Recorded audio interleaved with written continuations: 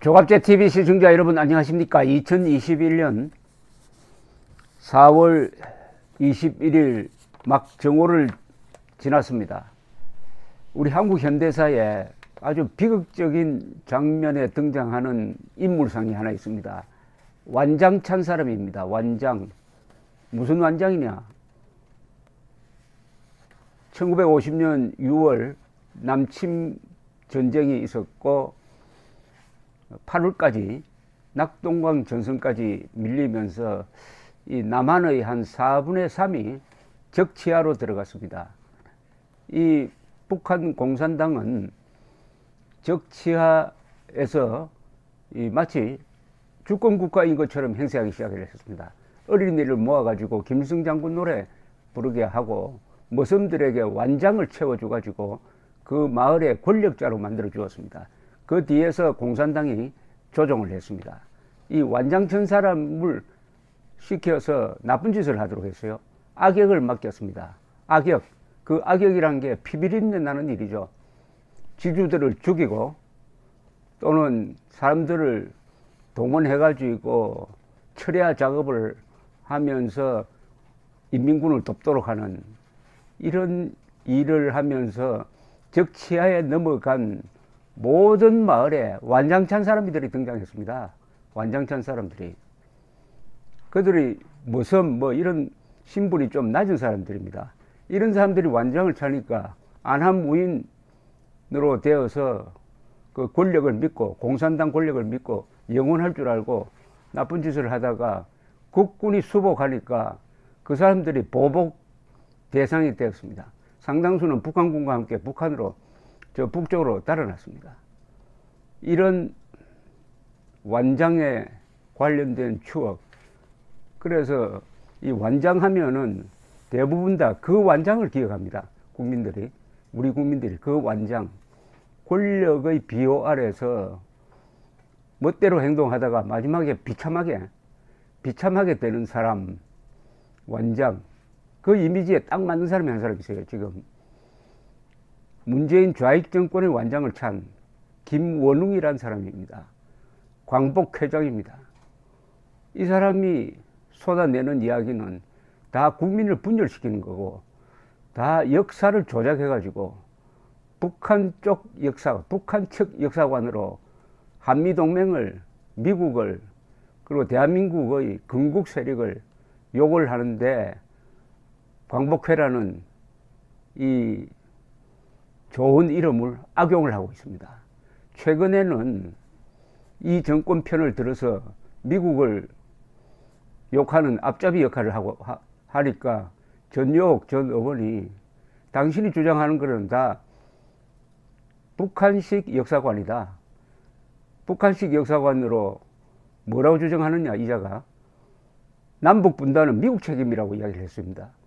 남북 분단은 소련 책임입니다.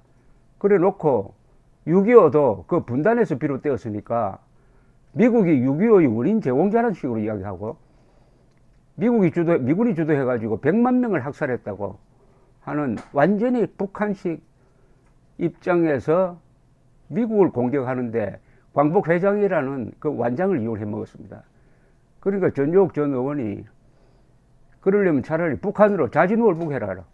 북한으로 자진월북해라는 말까지 들은 이 광복회장 김원웅에 대해서 이제 진짜 독립투사 후손들이 이제 들고 일어났습니다. 진짜 독립투사들이 들고 일어났습니다. 이 김원웅의 이력에 재밌는 내용이 많습니다. 이 사람이 요사이는 그렇게 욕하는 공화당에서 일했고 등등. 자, 그런 이력을 요새는 어떻게 호도하고 있는지 제가 좀 궁금한데, 자, 이런 분에 대해서 들고 일어난 이 독립운동가 후손들이 또 쟁쟁한 사람들입니다. 김구 선생의 장손, 윤봉길 의사의 손녀, 그리고 장준하 선생의 장남, 이런 분들이 이제 목소리를 높이기 시작을 했습니다. 이제 갈 때까지 갔습니다.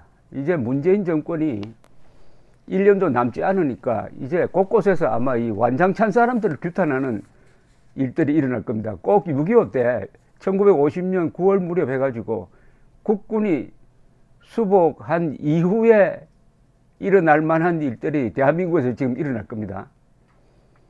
완장 찬 사람들 좀 조심해야 됩니다. 완장 찬 사람들.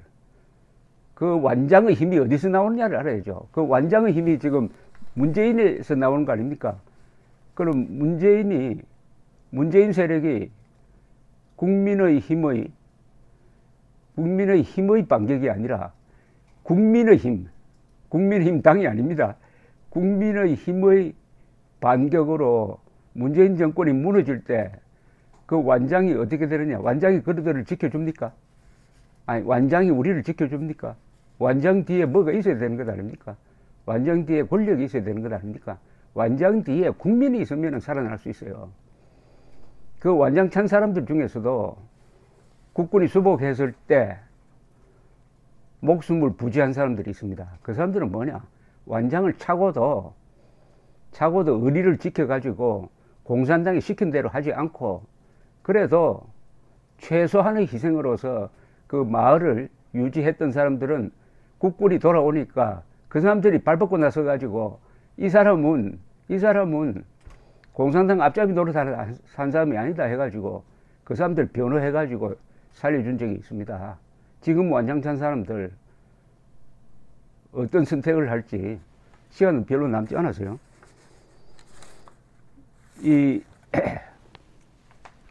먼저 이분 성명서를 하나, 김구 선생의 장손 되시는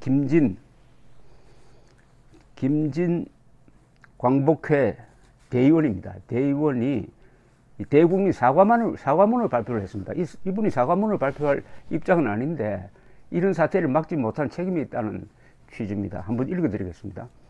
광복회를 진심으로 사랑해 주시고 지지해 주셨던 국민들께서 최근 보도되고 있는 내용들을 보시고 얼마나 실망을 하시고 노여움이 많으셨겠습니까? 지난 2년간 광복회가 궤도를 이탈하여 잘못된 방향으로 가고 있는 것을 보면서도 인내하고 침묵하였으나 더 이상은 지켜만 볼 수가 없기에 국민들께 말씀을 드리기에 이르렀습니다. 저는 독립운동가 후손이자 광복회원의 한 사람으로서 국민들께 너무나도 부끄럽고 죄송하고 한없이 송구스러운 마음으로 무릎 꿇어 사과의 말씀을 올립니다. 광복회는 1965년 창립된 이래 선열들의 뜻을 이어받아 독립정신 개성, 민족정기 선양, 국민통합, 정치적 중립 등 사상과 이념, 종교, 보수와 진보, 좌우를 초월하여 선열들의 고귀한 뜻을 이어가기 위하여 혼신의 노력을 다해왔습니다. 그러나 광복회를 대표하는 사람의 지속적인 일탈 행위로 국민들도 피로감을 느끼고 광복회원들은 붕괴하고 있으며 광복회의 존립을 위태롭게 하는 지경에까지 이르렀습니다. 광복회원들과 광복단체들은 회장의 자질 부족과 정치중립 위반 등으로 인내의 한계점에 도달하여 더 이상 민족단체인 광복회의 정상적인 업무가 불가한 것으로 판단되어 사퇴를 강력하게 요구합니다. 독립운동가 안중근 의사, 윤봉길 의사, 이준 열사들께서는 조국 독립을 위하여 20대, 30대의 신명을 바치셨습니다. 광복회원들의 평균 연령이 80세로 젊은 피 수혈이 시급합니다. 광복회는 개혁과 혁신을 뛰어넘어 재건하여 정상궤도로 복귀해서 광복회 본연의 임무에 충실해야 할 것입니다. 오지 시대를 맞이하여 젊고 독립정신이 투철한 분들이 광복회를 주도해 나가야 할 것입니다. 존경하는 국민 여러분, 광복회는 정상화될 것입니다. 변함없이 광복회를 사랑해 주시고 응원해 주시기를 간곡히 당부드립니다. 이분이 젊은 피가 수혈되어야 한다는 이 주장을 하는 걸 보니까 짐작컨대 이 김원룽이란 자가 이 연로한 사람들을 휘둘러서 이렇게 자기 마음대로 한다, 뭐 이런 뜻으로 해석이 되네요. 이 장준하 선생 장남 장호건 전 광복회 서울시 지부장은 어제 언론 인터뷰에서 광복회가 회장의 사적 용도로 이용되고 국민 편가르기를 하고 있어 안타깝다 라고 했습니다. 김 전 지부장은 김원웅 회장이 한 말, 다음 대통령은 태극기 부대로부터 빨갱이 소리 듣는 사람이어야 한다는 등 발언에 대해서도 공법단체인 광복회 조직 자체가 정치성을 띠면 안 된다고 했고, 윤봉길 의사 손녀인 윤주경 국민의힘 의원은 지난 16일 김원웅 회장에 대해서 정치적 중립 의무를 지키지 않은 광복 회장의 돌출 은행에 대해 독립유공자의 후손은 물론 우리 국민은 참고 또 참았다. 독립유공자와 그 후손들의 명예를 누가 실추시켰는지 이제는 묻지 않을 수 없다고 했습니다. 이 광복회 지부장들은 현직 지부장들이니까 김원웅을 지지하지 않을 수 없겠는데, 이런 윤주경 의원의 발언에 대해서 뭐라고 지금 비판을 했느냐 하면, 이건 비판이 아니라 비방인데, 부끄러운 줄 알고 나대지 말라. 윤 의원의 주장이 반민특위를 해체시킨 이승만의 주장과 너무나도 일치한다. 이승만 대통령까지 끌어들입니다. 논리가 궁색하면은 이런 논법을 씁니다. 광복회 고문 변호사인 정철성 변호사는 윤주경 의원에 대해 악수를 하는 것은 물론이고 말을 섞는 것조차 싫다.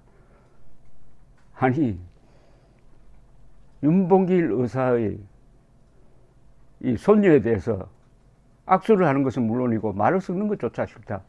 왜냐? 국민의힘에 들어갔기 때문에. 이런 주장인데, 이런 말을 하는 사람이 광복회 회장, 광복회 고문 변호사랍니다. 광복회 고문 변호사. 국민의힘 강민국 배준영 의원은 김원웅 회장은 독립유공자 후손의 말에 귀 기울이고 자신의 행동부터 되돌아보는 게 먼저라는 아주 옹근한 논평을 했습니다. 여기 이 후손들이 주장하는 일관된 이야기가 딱 두 가지입니다. 메시지가. 국민들을 분열시키고 있다. 국민들을 친문재인 국민과 대한민국을 진짜로 걱정하는 국민으로 분열시키고 있다. 두 번째는 광복회를 분열시키고 있다. 광복회를 분열시키고 있다. 라고 비판을 하고 있습니다. 분열주의자들은 원래 이렇습니다. 분열주의자들은 가는 곳마다 분열시킵니다. 좌우로만 분열시키지 않습니다. 좌 안에서도 우 안에서도 분열시킵니다. 이 분열주의자들의 속성은 음모론자들의 속성하고 똑 마찬가지인데요. 어딜 가나 음모론을 펴고 어딜 가나 분열을 시킵니다. 이게 완전히 DNA입니다. 그렇게 함으로써 20%로서 다수를 지배하려면 나머지 80%를 다 분열시켜가지고 파편화해야 되는 거죠. 소수로서 다수를 지배하려고 하는 수법이 바로 분열책동이죠. 분열책동. 이게 개업투쟁론자들이 써먹는 고전적인 수법인데, 완장찬 김원웅이 문재인을 닮아가지고 지금 그렇게 하고 있는데, 글쎄요. 이번 4월 7일 보궐선거 결과가 아마 광복회도 많은 변화를 하지 않으면은 견딜 수 없도록 만들 것입니다. 그리고 김원웅 씨와 별개로 광복회가 잘못한 게 있습니다. 이 광복이라는 의미가 뭐냐? 건국이라는 의미입니다. 광복이라는 의미는 원래 해방이라는 의미가 아니었어요. 광복이라는 것은 우리가 나라를 세운다는 겁니다. 빼앗긴 나라를 다시 찾아가지고 나라를 세운다는 겁니다. 광복 이퀄 건국입니다. 그런데 이 광복회가 그동안에 1948년 8월 15일을 건국 기념일로 기려야 한다라고 하면은 그걸 반대하는 데 앞장섰습니다. 왜냐? 1945년 8월 15일이 더 중요하다는 겁니다. 아니, 그게 말이 됩니까, 그게? 1945년 8월 15일은 우리가 싸워서 쟁취한 게 아니잖아요. 연합국이 일본을 무찔러서 우리에게 가져다 준 해방 아닙니까? 그래서 해방되었다고 그러지 해방했다고 합니까? 그러나 1948년 8월 15일은 대한민국 국민이 이승만의 지도를 따라서 공산당과 싸우고 미국을 설득하고 해서 우리 힘으로 만든 건국입니다. 더구나 우리 손으로 국회의원을 뽑고 그 국회의원이 국회를 구성하고 국회가 헌법을 만들고 그 헌법에 따라서 정부를 구성한 민주적 정당성이 있습니다. 건국의 해방보다 훨씬 더 상위 개념입니다. 그리고 광복회 회원들은 바로 건국회 회원이라고 봐도 됩니다.